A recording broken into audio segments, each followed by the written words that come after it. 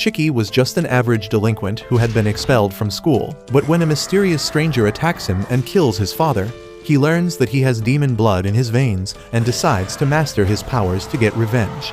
Long ago, a race of demons called Oni lived in Japan, destroying everything and killing humans as they pleased. No one could dare to stand up against them. But then a brave man named Momotaro emerged as humanity's savior. He attacked the base of the Oni, killing thousands of them. But that was just the beginning of a long war between Momotaro and the Oni that continues even in the modern age. Unaware of how this old fairy tale is linked with his destiny, a teenager named Shiki is cleaning his firearm collection while talking to a friend on the phone. He laughs about the fact that he recently got expelled from school because of a fight and says that he doesn't even mind it because he was sick of seeing the ugly face of his classmates each day. Just then, his adoptive dad Tsuyoshi arrives there and hits him on the head, demanding him to explain why he got expelled from the school. Shiki tells him to leave him alone and Tsuyoshi moves ahead to hit him one more time for being an ungrateful bastard. But Shiki dodges him this time. Tsuyoshi then asks Shiki what the hell is up with all these guns because they run a wine shop and not a gun shop. Shiki taunts him that the wine shop is barely running because everyone knows that he is losing customers. Tsuyoshi claps back, mocking him for acting so high and mighty after being expelled from school, and Shiki takes it personally. He says that he will never become a loser like Tsuyoshi, and he is really relieved that they are not related by blood. That hurts the old man's feelings, but then he heads downstairs because of a business call. Tsuyoshi leaves for a delivery, and Shiki sighs, wishing that some rich man had adopted him instead. He then tries to practice his aim, but an explosion outside the house startles him. He goes outside to see what is happening, but a dense fog blocks his view. Suddenly, a gust of strange black mist shoots out of the fog and Shiki falls back in shock. The mist follows him, grabbing his leg and dragging him outside before dropping him on the street. As Shiki gets up and wonders what the hell is happening, a scary old man dressed in white appears there, ready to attack him. However, the very next moment, Tsuyoshi returns there and he rams his car into the attacker before telling Shiki to get into the car. He drives away as fast as he can, saying that their only option is to leave the country now. However, Shiki has still not processed what just happened. He asks his dad how could he just kill someone with his car, but Tsuyoshi tells him that the man is not dead yet and they need to get as far away from him as they can. He is really distressed and tells Shiki to listen to him carefully as they don't have much time. Tsuyoshi tells Shiki that he is a descendant of the Oni, and the guy who just attacked him is the descendant of Momotaro. Shiki tells him to stop joking because it is not the time for that, but Tsuyoshi tells him that he is serious. Just then, a blade made of black mist penetrates the car's roof, and Tsuyoshi barely dodges it. He realizes that the attacker has caught up to them, and then suddenly, the windows of their car are covered by black mist, completely blinding them. Tsuyoshi stops the car near an abandoned warehouse and quickly gets out of it, telling Shiki that they need to hide immediately. Just then, the car explodes, and when Tsuyoshi turns back, he finds that Shiki is missing. Luckily, he sees a trail of black mist entering the warehouse and realizes that his son has been taken there. Inside the warehouse, Shiki finds himself trapped in a giant web made out of the black mist, with a scary guy named Samadare standing in front of him. Samadare tells Shiki that the Oni blood in his veins makes him nothing but a pest, and exterminating such pests is the job of the Momotaro agency. Shiki is still in shock that Samadare survived being crushed by a car, but just then Tsuyoshi comes there, telling him that the fairy tale of Momotaro is a real story. He says that for thousands of years, Momotaro and Oni have been at war with each other through their descendants who share their blood. Eventually, the Momotaro descendants joined hands and formed the Momotaro agency, gaining advantage in the battle and forcing the Oni to hide among humans to survive. Shiki still can't understand what is happening, but Tsuyoshi tells him to let Daddy handle it. Samadare suddenly creates two swords out of black mist, and in response, Tsuyoshi also unleashes the same ability to fight him. The two men dash towards each other, clashing their blades and releasing a powerful shockwave. Tsuyoshi somehow pushes Samadare back, but he calls him weaker than he used to be back then. Samadare explains that the black mist is the unique ability only the descendants of Momotaro can use, and Tsuyoshi was once his senior in the Momotaro agency. Shiki is aghast on learning that his dad is a descendant of Momotaro, but Tsuyoshi says that he has forgotten about that entirely. Samadare asks him if he has also forgotten how dangerous Oni are. He declares that for the crimes of sheltering an Oni, Tsuyoshi will also be eliminated. Tsuyoshi responds by attacking him first, but he and Samadare are equally matched in strength. Shiki can only watch their crazy fight in bewilderment, while Samadare asks Tsuyoshi why is he protecting a monster who only lives for destruction. Tsuyoshi tells him to shut up and tries dealing serious damage to him. But Samadare is much faster than he expected. He easily dodges the attack and then hits Tsuyoshi with a super fast combo, severely injuring him and knocking him out. Shiki is devastated on seeing his dad bleed out, and he curses Samadare, saying that he will kill him. Samadare, however, tells him that he is going to go to the afterlife with his dad soon. Just then, Tsuyoshi grabs his feet and Samadare asks him why is he going this far to protect an Oni, and he replies that he needs no reason to protect his son. He says that Shiki has not harmed anyone yet, and it is wrong to kill him just because he has Oni blood. Samadare just creates a black mist sword to finish him off, and the rage boiling inside Shiki finally hits its limit. As his eyes turn red, he swears that he will kill the bastard who is trying to hurt his dad, and his demonic powers awaken. He starts bleeding from every pore of his face, and his demonic horns sprout out of his head. Shiki yells that he will kill Samadare, and when the man turns around to see him, he finds that Shiki is no longer restrained by the web. The very next moment, a bunch of guns made out of blood pop up next to his face, but thanks to his quick reflexes, he manages to block all the shots. However, Shiki has already moved on from that location, and while Samadare wonders where he is hiding, he notices blood dripping from the rooftop where Shiki is hanging upside down like a deranged Batman.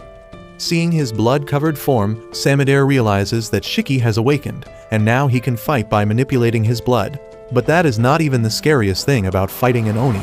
Suddenly, Shiki lunges towards him, pushing him back with his powerful strikes. Samadare quickly flips the table on him, slashing his arm off, but Shiki jumps back and instantly regrows his arm. He then screams madly and Samadare begins to sweat because he realizes that this fight is not going to be easy.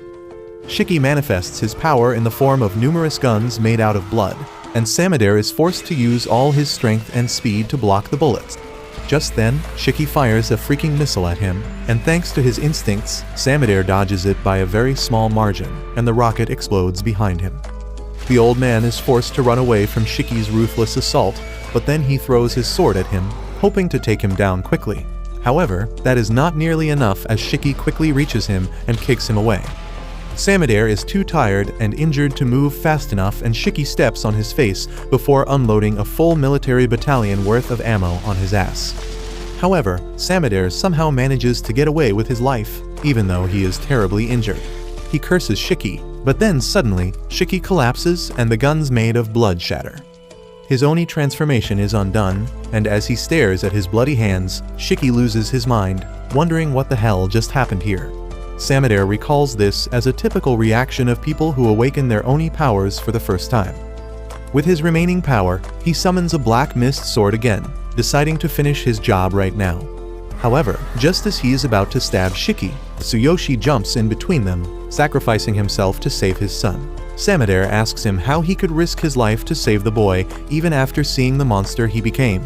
Tsuyoshi just thinks of how Shiki was a cute little boy and tells his old friend that it was not a bad thing to be a happy father, even if it was for a short period. Just then, some civilians gather at the site after hearing the explosion and call the fire department, and Samadare decides to retreat for now. He turns into black mist and vanishes, leaving the injured Tsuyoshi and the confused Shiki alone. Shiki panics and tells his dad that he will call an ambulance, but he asks him to stop because he knows this is the end. He just wants to talk to his son one last time at the end.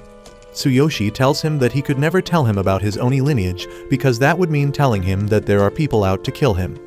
But now, he can only ask Shiki to become strong enough to defeat both Momotaro and Oni so that he can live freely and happily. However, Shiki shouts at him to shut up because he is not done with him yet. He begins taking him outside, saying that they will talk after he gets better, and Tsuyoshi just smiles at him once before breathing his last. As he falls to the ground, Shiki loses his mind. He tries to wake him up first and then starts crying uncontrollably. Soon after that, a man on roller skates arrives there, and when Shiki turns around to see him, he knocks him out with a single tap to his head, before taking him away to a place where Oni like him can become stronger. While he is unconscious, Shiki dreams of the happy moments when he used to play in the park under his dad's watchful eyes. But then the dream turns dark abruptly, with Tsuyoshi dying at Samadere's hand. Shiki wakes up with a jolt as he stares into the bloodshot eyes of Samadere. But when he looks around, he finds himself gagged and tied to a chair in a large empty hall. Right behind him, the skater guy who kidnapped him is doing one-arm handstand push-ups with his umbrella, and he gets back on his feet as soon as he sees Shiki awake. The edgelord introduces himself as Nato, a fellow Oni, and quickly manifests his horns. Shiki is too confused by everything, and he can't even pay attention to Nato, who refuses to tell him where they are right now. He informs him that his dad's body is stored safely in another place, and he brought him here for retrieval and evaluation.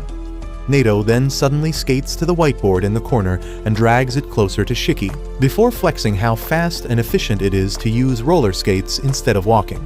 Next, he begins explaining the Mamatero agency to Shiki, saying that he has already seen one guy who can control the black mist and use it like a weapon.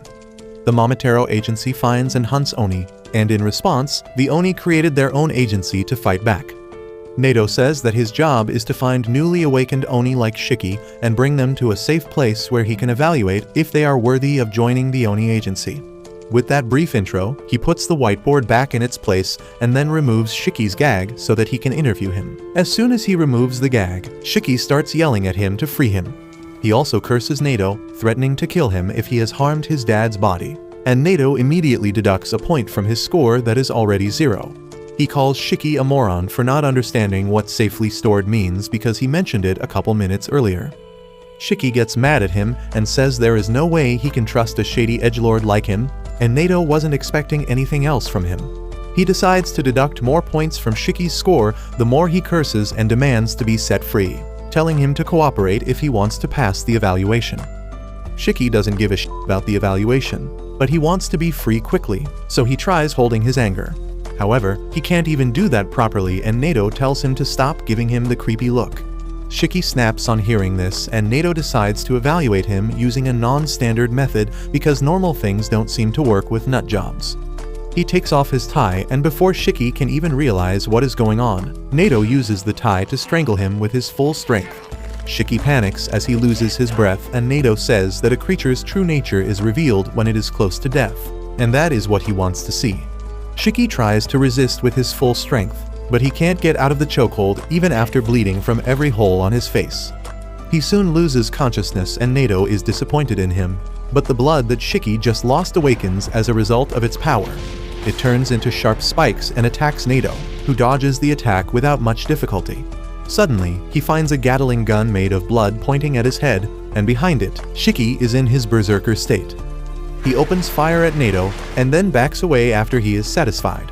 But his attacks didn't even touch the edgelord who protected himself by coating his umbrella in his blood. He deducts 100 points from Shiki's score because he doesn't even know how to use his Oni blood, and then decides to show him how it is actually done, even though he won't remember anything once the berserker state ends. Shiki suddenly lunges towards him, but Nato is prepared for everything, and a few minutes later, Shiki regains his consciousness, lying defeated on the ground. He can't understand what just happened, but then he looks at his red hands and panics, realizing that he went out of control again. Nato calmly sits on top of him, saying that it is natural that his memory is a blank because when an Oni goes into berserk mode, they lose their mind. Around them, the hall is a total mess as a result of their fight, and Shiki tells Nato to stop lecturing him when he is also using his blood as a weapon. Nato immediately makes his blood umbrella disappear, telling Shiki that he never went berserk because he can actually control his power. He then declares that there is nothing to be said anymore because Shiki is disqualified from joining the Oni agency. Shiki still has no idea what the hell is happening, but if there is one thing he knows for sure, it is that Nato is ridiculously strong. He decides to swallow his pride and begs Nato to take him as his underling because he wants to get stronger and avenge his dad. Nato immediately refuses his request, telling Shiki that someone like him who doesn't use his brain while fighting is always the first person to die in a real battle. He calls him a useless disgrace who can neither control his brain nor his power, and Shiki uses every ounce of his strength to hold back his rage. Nato then declares that it is time for him to dispose of Shiki, because a berserk Oni is a liability to everyone. He uses his special ring to cut his thumb, letting a stream of blood trickle out. He turns the blood into an umbrella, and Shiki suddenly gets an idea about how to make him change his mind. He runs away from Nado's range, and then dashes towards him while dragging his fist on the ground till it bleeds. Nado quickly turns his umbrella into a spiky shield that will protect him from any melee attack, and then calculates the possible moves Shiki can use. Shiki jumps up at the last moment, which was among the possibilities that Nado calculated, but then he surprises him by using the spikes to jump to the side and point a bloody gun at his face. Shiki puts all his focus into the gun, shooting a powerful shot with the recoil sending him flying backwards. He can't believe that he managed to land a hit on Nado, but it turns out that he couldn't do it even this time. Nado simply blocks the blood bullet with his finger and shatters it, not giving Shiki any credit for the attack because he went halfway to berserk mode in order to attack him. As Shiki seems to lose his mind again, Nado decides to finish him off with his special move. He puts himself in a protective cage and summons archers made using his blood, ready to shoot at his command. However, as he notices Shiki fighting back against his berserker instincts and getting his power under control, Nado cancels his special move. Shiki is proud that he managed to control his power, but he falls on the ground because he just used up too much energy. Nado can't believe that not only Shiki controlled his powers, but he also suppressed berserker mode, which is not something everyone can do. He asks him how the hell did he do that, but Shiki smugly tells him to accept him as his underling to unlock the answer. Nado tells him that he will think about it, and Shiki decides to take that as a yes. He says that when Nado talked about controlling his blood, he didn't understand shit, but when he saw him slice his thumb and use the blood to create a weapon, he got an idea. He thought that since they were both Oni, he could just ape his shit, and surprisingly, that worked. He didn't understand the fine details though, and he just let his arm bleed while yelling at it mentally to form a weapon. Shiki is still hyped that his gambit worked, and asks Nado what he thinks about that. Nado thinks that it is utter bullshit because that is not how things work. From his experience, dumb and emotional teens like Shiki have a hard time controlling their blood, while rational and calm people like him have the best chance at using their power properly. He thinks that Shiki doesn't listen to reason or even let his berserker mode control him, and he can use his raw instinct to brute force his power into obeying him. He thinks that it is a very rough method, but it can also give someone an explosive amount of power. He begins to wonder what to do with this unique case, when suddenly, Shiki tells him that he needs power to avenge his dad and kill the man who murdered him. He tells Nado that if he takes him in as an underling and teaches him everything, he will become useful to him. However, Nado refuses to consider that possibility. He turns his umbrella into a spear, telling him that people like him are a risk to society, because he didn't even know that he could control his power and just took a gamble. He says that he can't accept him as a lackey, and then acts like he is going to stab him with the spear, but only hits the floor near his head. He tells Shiki that he won't accept him as an underling, but as a student, and that is really confusing for Shiki, because he thinks both are the same thing. Nado tells him that he passed the test barely, but he will give him the chance to prove his abilities. Shiki can't make sense of what is going on, so Nado decides to start from the basics. He tells him that they are on an island called Hell's Doorstep, which was known as Onigashima in the past. It was the place where the original Momotaro massacred demons, but now it is a place where the Oni can live safely. At the center of the island, there is the Rosetsu Academy, which is a military school that trains Oni to fight against the Momotaro agency. Shiki gets freaked out on learning that he is on an island, but Nado pokes his face, telling him that it is not important. The most important part is that the Rosetsu Academy will teach him everything from general education, controlling his Oni blood, fighting techniques, and the history between Momotaro and Oni. Nado is Shiki's homeroom teacher, and he tells him more about how they do things here at the academy, but that is more than his pea-sized brain can handle. Shiki doesn't even care about that because all he wants to know is if he can become strong enough to avenge his dad. Nado can't give him any guarantee, but he tells him that if he can't become strong enough to fight the Momotaro agency, he will be expelled from school. Soon, Shiki gets dressed up, and he is excited to go to a different kind of school, but Nado warns him that other people have passed the test this year, and he is probably the least skillful amongst them. Suddenly, Shiki remembers his dad and asks Nado where his body is. Nado replies that they have kept him in the morgue because they wanted Shiki to handle the funeral as per his beliefs. Shiki gets a bit gloomy on thinking about his dad's death, and Nado tells him that being a gloomy idiot is a waste of time, and he should focus only on becoming stronger so that he can get his revenge. Shiki says that he seems like a nice guy after all, and that embarrasses Nato, who speeds away, telling Shiki that if he doesn't reach the class before him, he will be expelled. Shiki somehow catches up to him, and as he wonders how should he enter the class to farm the maximum amount of aura, Nato just kicks him through the door. Shiki feels like he got some aura debt because of his uncool entry, and he asks the masked boy named Jin for some tissues for his nosebleed. Jin turns out to be an even bigger edgelord than their teacher, and he tells Shiki to stop talking to him. Shiki gets mad at that and starts teasing him for not having his horns yet. Jin simply manifests his horns, saying that only dumb rookies who can't control the horns flaunt them all the time. This comment offends another guy named Ikari, who also can't control his horns.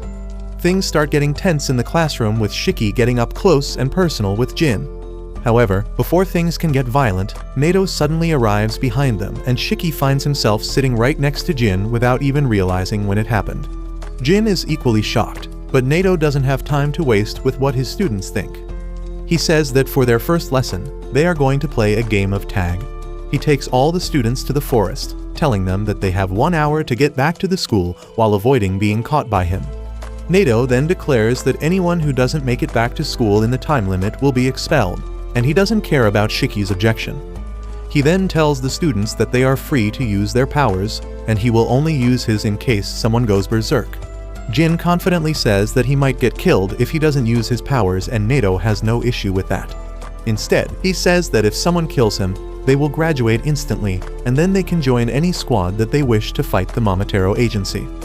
He then says that the school is there to prepare them for real-life challenges, and he is going to test them at each step. He asks everyone if they are ready, and Shiki replies that he is going to give it his all and ace the tests. Nato then reveals that there is another rule, and takes out 2 balls that are still smaller than mine. He tells the students that they need to have a ball with them when they reach the academy to pass this test, and then suddenly throws them into the restricted area. The students think that since there are only 2 balls, they will have to fight for them, but then Nato reveals that they will be divided into teams. The first team has Shiki along with Jin and the timid pink-haired bitch, Homer. The second group has the delinquent named Ikari and the nerd Juji, while the third group has the nervous Roku and Kuina, who seems the most confident out of everyone present there. Nato tells the 3 teams that he will enter the restricted zone 15 minutes after them so that they can get a head start, but Shiki interrupts him, saying that he doesn't want to team up with the masked weirdo.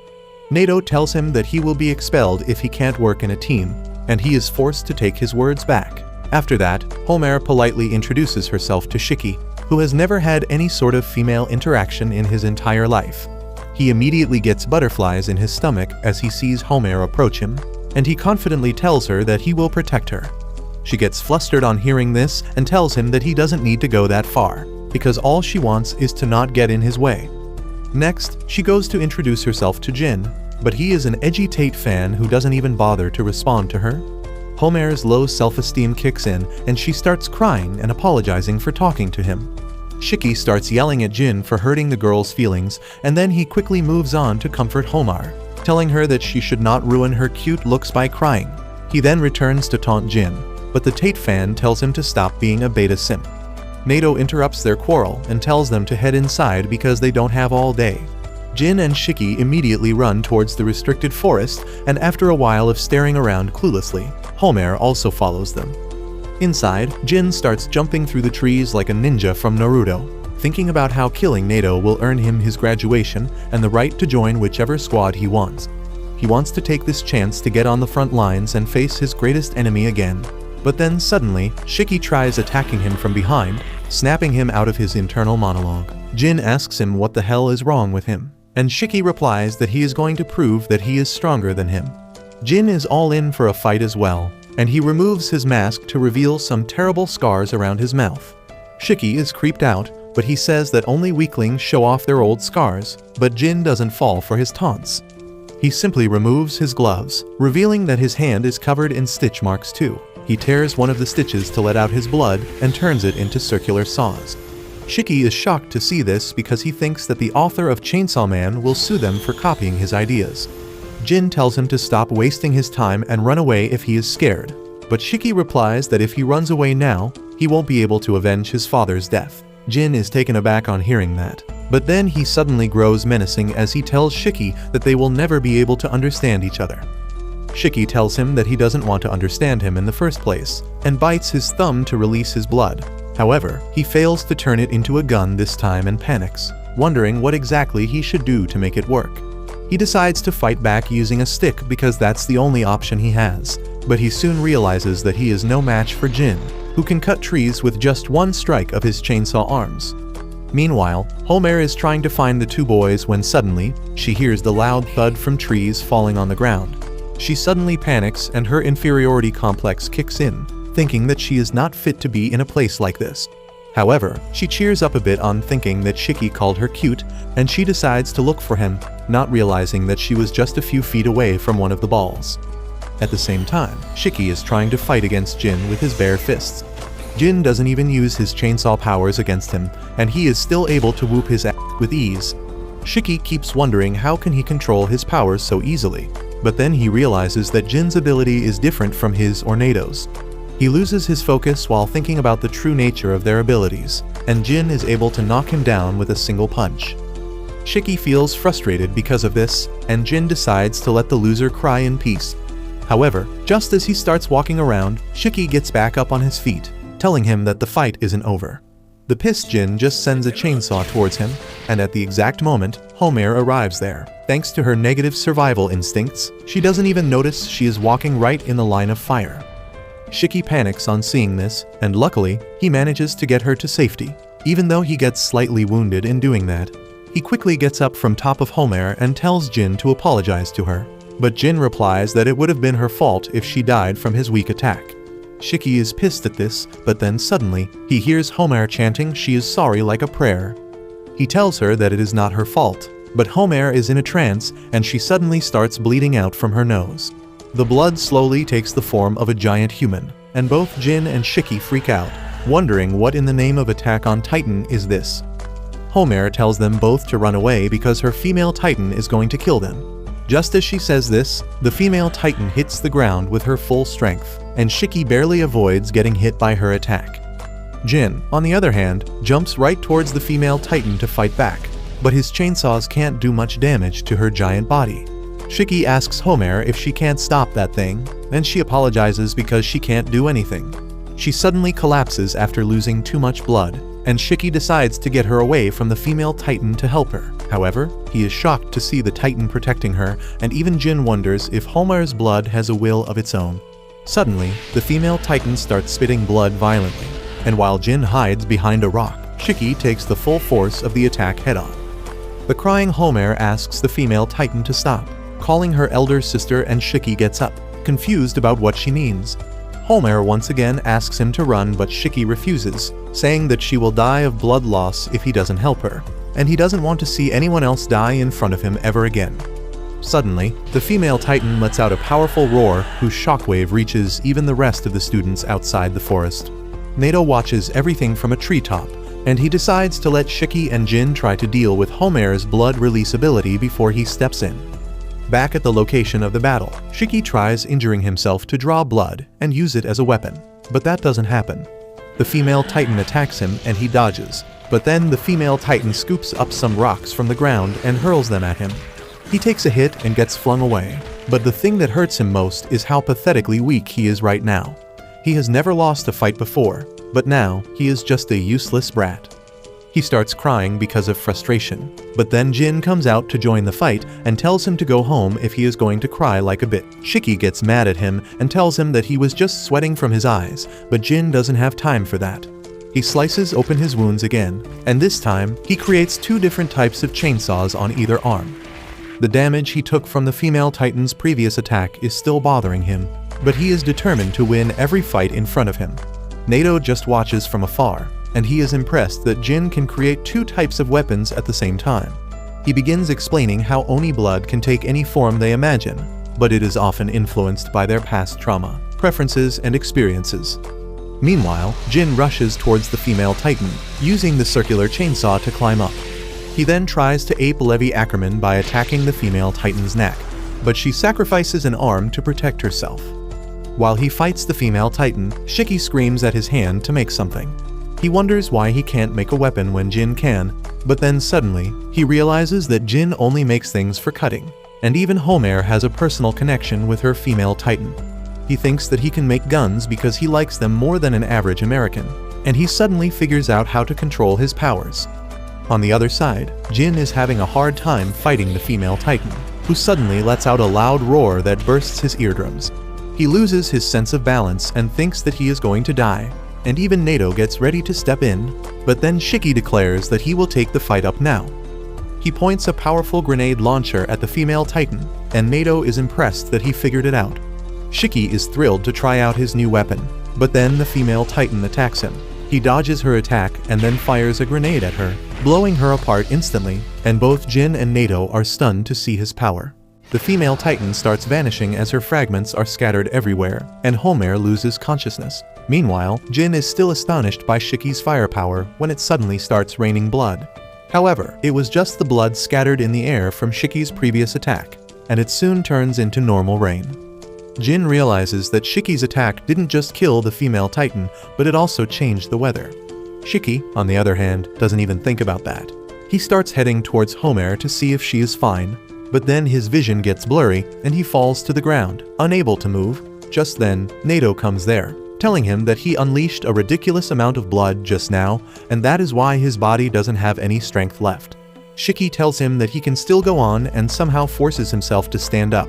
But that doesn't last even for 5 seconds, and he once again falls to the ground. Nato calls him a noob who can't even control his power, but he realizes that Shiki's power was beyond anything he has ever seen. He tells Shiki that if he uses up too much blood, he could even die, and that makes him worry about Homer instead of him. He asks Nato to check up on her because she might have used a lot of blood, and he is fine being checked after her. Nato was not expecting Shiki to worry about another person when he himself is in such a serious condition, but just as he is about to help them, Jin launches a surprise attack on him. Thankfully, Nato's reflexes are fast enough to block the attack, and he pushes Jin back, who tells him that they don't need to worry about the losers. Nato asks him what happens if Homer dies because she can't get emergency treatment, and Jin replies that it doesn't concern him. Nato is disgusted on hearing that, and he makes it clear to Jin that he hates selfish bastards like him. Jin doesn't care about that either, and he just asks Nato to confirm that he can graduate if he kills him. Nato promises that he is speaking the truth, and that is enough for Jin to dash straight at him. Nato blocks his blood chainsaw using his umbrella that is made from the same material as the Hulk's pants because that thing is indestructible. He then presses a button to release a smoke screen, and Jin thinks that he is trying to take him down with a surprise attack. He is confident that he can kill Nato the moment he steps into his range, but the next moment, he gets hit by some swift bullets. He immediately takes cover behind a tree, and Nato keeps firing rubber bullets from his multi-purpose umbrella towards him, saying that the bullets won't kill him, but they will hurt like hell.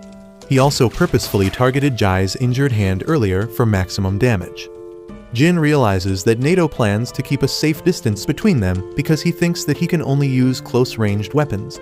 However, he has a few secret tricks for times like these, and he immediately leaves the tree's cover, dodging Nato's bullets before sending some flying blades towards him. Nato dodges them easily, but he is surprised that Jin has a counter for enemies that can fight outside his range. Jin keeps attacking him and then appears behind him mid-air, thinking that he won't be able to defend now.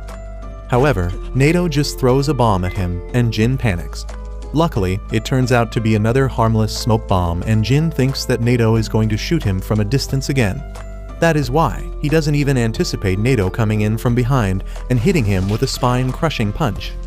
Nato lectures him about being too sure about his predictions in a battle because that makes him vulnerable to surprise attacks. Jin is too injured and exhausted to even move now, but he keeps trying, and Nato has to invert his umbrella and use it as a cage to contain him. Jin keeps trying to break free from the umbrella, and Nato asks him if he is so desperate to see his dad. He suddenly goes silent on hearing this, and then asks Nato how did he know about that. Nato replies that he looked into his files, so he knows a few things about him, including the fact that his dad is a Momotaro. While every cell of Jin's body revolts on hearing this, Shiki is shocked to learn that both of them have similar backstories. However, Jin is filled with hatred as he admits that his father is a Momotaro, and that bastard took everything away from him. He killed his family and then did experiments on him, leaving scars all over his body. Jin remembers how he survived on garbage and the hatred against his father. He swears that he will kill him with his own hands, even if he has to risk his life for that. In his enraged mode, Jin suddenly gets a burst of power, allowing him to uproot the cage holding him down. However, before he can do anything, Nato grabs him by his face and then slams him into the ground, calling him a stupid brat. He tells him that if he dies while chasing his dream, he is an idiot who will never be able to achieve them. He tells him to live for the sake of making his dream come true, even if it means accepting defeat and humiliation.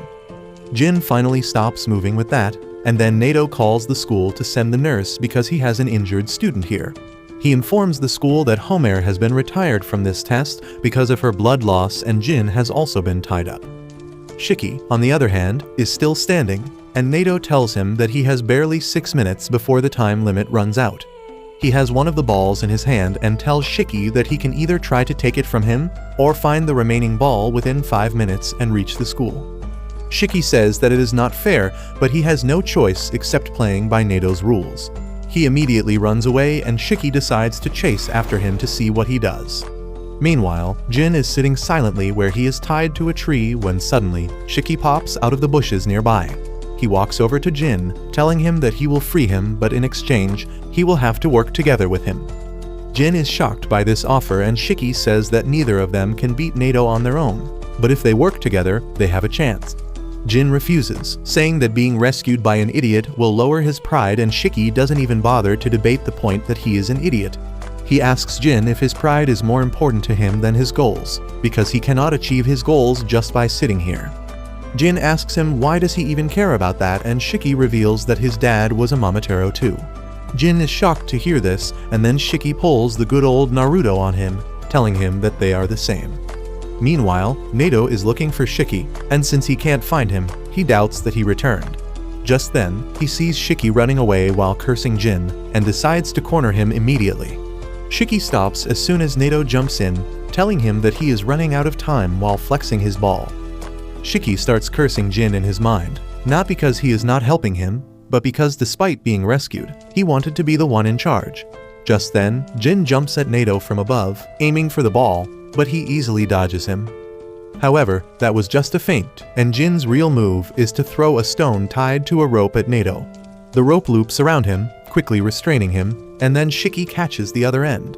He and Jin start pulling Nato with all their might, but he digs his heels into the ground, pretty sure that they don't have enough stamina to win against him. Suddenly, Jin shoots a blood blade at Nato, forcing him to dodge, and he loses his balance in an attempt to do that. That is enough for Shiki, who rushes towards him and hits the ball out of his hands. The ball lands near Jin, and Nato is pretty sure that if he tries to take it to the school, Shiki will try to steal it from him. He plans to take it from them while they fight, but to his surprise, Shiki tells Jin to take the ball and run. Jin does exactly that, and Shiki keeps cheering on him excitedly. He tells Nato that they got the ball from him, but then Nato reminds him that only the person who takes the ball to the school passes, and at this rate, that will be just Jin. Shiki is stunned on realizing that, and Nato realizes that he is a complete moron who doesn't think about the benefits and losses before taking any action. He does indeed regret his decisions quickly and yells at Jin to come back, but he is too far away to listen to him now. Jin is sure that he can make it back to the school in time at this rate, but then he remembers how this would not be possible without Shiki's help, and suddenly, he can't just abandon him. He turns around and runs towards Shiki, who is dumbfounded and asks him if he is as directionally challenged as Zoro. Jin tells him to shut up because the only reason he is doing this is because he doesn't want to owe his success to an idiot. He would rather fail and achieve his goal on his own, and that is why he asks Shiki to take the ball and head to the academy. However, just as they are about to make contact, a small pink creature comes running there at great speed and stops right in between them. Nato immediately pauses the test, telling them that they shouldn't fight when Muku, their high-speed courier delivery pet, is here with them. He knows that Muku is dispatched only when there is an emergency, and he activates the radio on its back to receive a request for backup from the Kyoto branch that is under attack by the Momotaro agency. Outside the test zone, the rest of the students are patiently waiting for their turn, thinking that Shiki and others failed because it is already past the time limit. However, Nato returns along with Shiki and Jin just then, telling the other students that the Kyoto branch is in serious danger. and it is requesting backup, so they are heading there instead of conducting the test. They immediately get on a boat and head towards the Kyoto branch, and the students have mixed opinions about being on actual battlefields so quick. However, Nato tells them that they won't be fighting, and he only needs them to support the actual fighters. But that's where this video ends. Remember to like and subscribe to the channel. Thanks for watching, and I'll see you next time.